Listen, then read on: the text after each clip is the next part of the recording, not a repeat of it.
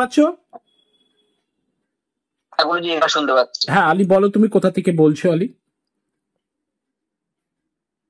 নমস্কার গুরুজি, আমি আলী বলছি কাতার থেকে। ঠিক ঠিক ঠিক আলী, ভিডিওটা নিয়ে নিই আগে, নেটওয়ার্কের একটা প্রবলেম চলছে। আলী, আজকে যে সমস্ত আমাদের অনলাইন কনসালটেন্সি হলো, আলী কেমন লাগলো এবং সমস্ত প্রেডিকশন নিয়ে তোমার বক্তব্য কি? ওকে গুরুজি। হ্যাঁ এবার ঠিক আছে আলী, নেটওয়ার্ক। এবার আলী বলো, তোমার প্রেডিকশন সম্পর্কে কেমন লাগলো, কেমন ফিল হলো? গুরুজি খুব ভালো লেগেছে, কারণ আমি এর আগে আপনি যারা বলেছি, আপনি বলছেন সব অক্ষর অক্ষরে মিলে গেছে, এবং যে নামটা নেওয়া হয়েছিল, যে নাম হ্যাঁ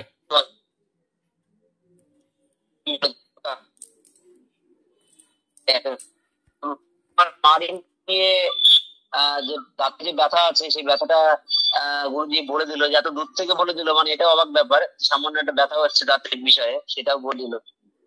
এবং আমার কিছু বডি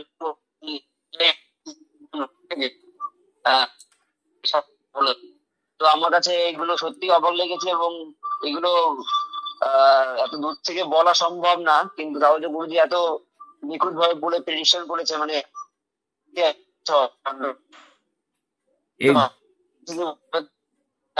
চিন্তা থাকেন না জন্য বারবার আমি গুরুজির কাছে আমি প্রেডিকশন নিয়ে আমি করি।